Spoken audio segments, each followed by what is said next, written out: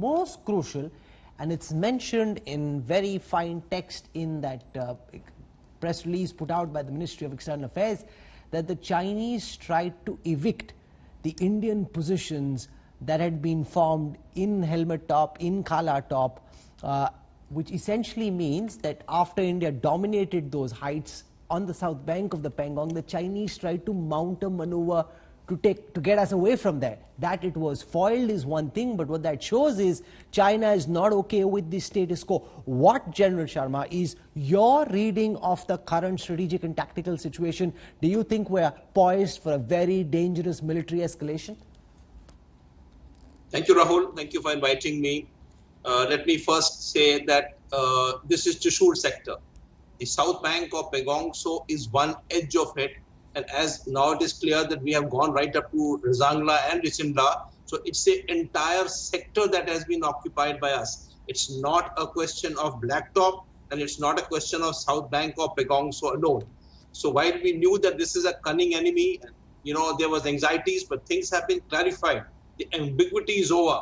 We know that after this hiatus of 2-3 months of discussions, that he still means business, and there were provocation on 29th, 30th night. We were poised to occupy a very vast area. It's not south bank of Pangong Tso and Blacktop alone or Helmet alone. See, Gurung Hill lends itself naturally to Blacktop. So Gurung Hill obviously comes under our control. And the other side of Spangur Gap. Now, Spangur Gap is not very wide. It's just about 2.5 kilometers wide. The other side of Spangur Gap is Rizangla and Richingla. So we occupy the entire flanks of the Spangur Gap and overlook the areas of Spangur Lake and closer towards Moldo cantonment, a Moldo base that they have got. So the action carried out was a serious proaction on our part.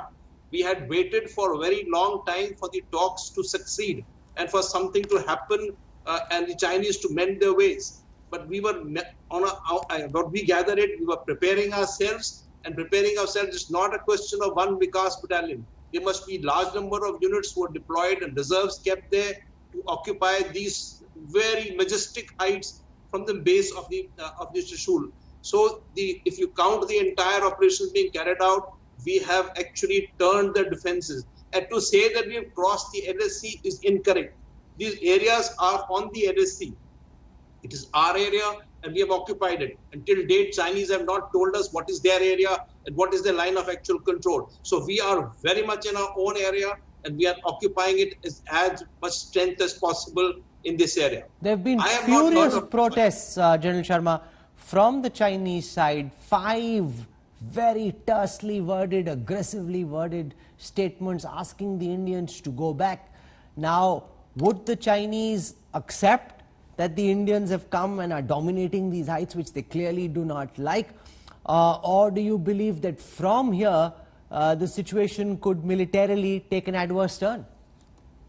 Yeah, so I would take it that this is phase B of the operation being carried out now, and there would be phase C, D, E, F, whatever.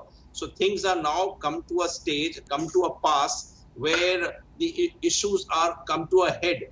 If the Chinese did not respond for 4 months for the four places that they had intruded in, which was naturally controlled by the CMC, the highest of their levels, and they, despite all our waiting, it didn't happen. So be it. So the ambiguity is over. We know that they mean business. They have done provocation in the area of south bank of Pangong Tso. Next time they can come to Dem Chowk or to any one of these areas. So things are very clear that we have to prepare ourselves to that end. Now, whether it lead to future conflict or another skirmish, or it will escalate itself, well, that history will tell.